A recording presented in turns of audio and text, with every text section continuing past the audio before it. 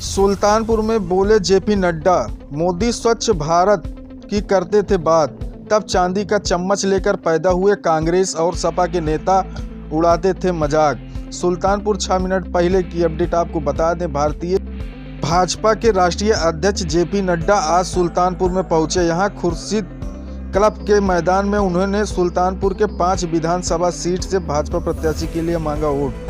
अपने संबोधन में जेपी नड्डा ने कहा कि जब तक प्रधानमंत्री मोदी के लाल किले की प्राचीन को स्वच्छ भारत की बात की, तब से ये चांदी का चम्मच लेकर पैदा हुए कांग्रेस और सपा के नेता हंसते थे, मजाक उड़ाते थे। जेपी नड्डा ने धारा 370 पर भी बोले, कहा राजनीतिक दल धारा 370 के खिलाफ डालते हैं वोट। ये कहा कि सारे राजनीतिक दल देश की एकता की बात करते हैं, लेकिन धारा 370 के खिलाफ वोट डालते हैं। ये भाजपा ही है जो कहती है कि एक देश में 2 निशान, 2 विधान, 2 प्रधान, नहीं चलेगा, नहीं चलेगा।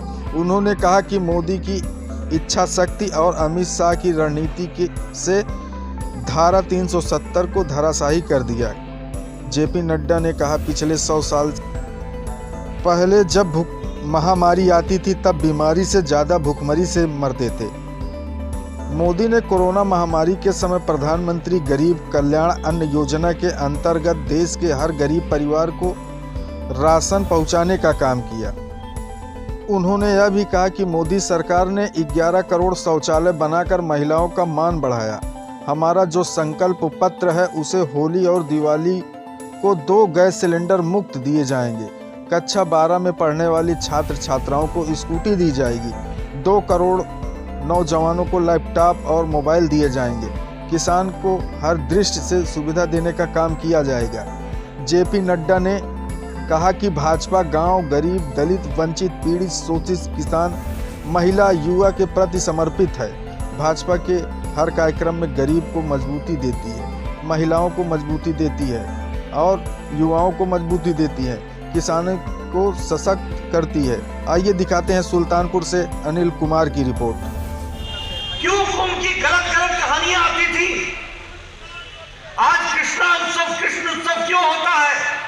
ये इसलिए होता है कि जब नेतृत्व सही होता है तो जनता को भी सही दृष्टि मिलती है। यह भी हमको याद रखना चाहिए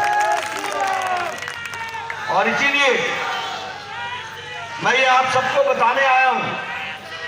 मित्रों, मैं युवा साथियों का जोश समझ सकता हूं, लेकिन मेरे होश को भी जरा ध्यान में रखो। मैं ये बताना चाहता हूं, यह पार्टी सिर्फ विनोद जी को, सीताराम जी को, ओम प्रकाश पांडे जी को, राजेश गौतम जी को, राम प्रसाद जी को विधानसभा में पहुंचाने के लिए नहीं आई है।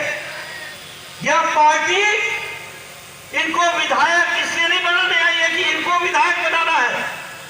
यह पार्टी इसलिए इनको विधायक बनाना चाहती है क्योंकि इनके माध्यम से उत्तर प्रदेश की तस्वीर और तकदीर बदलनी चाहिए, इस बात के लिए आई।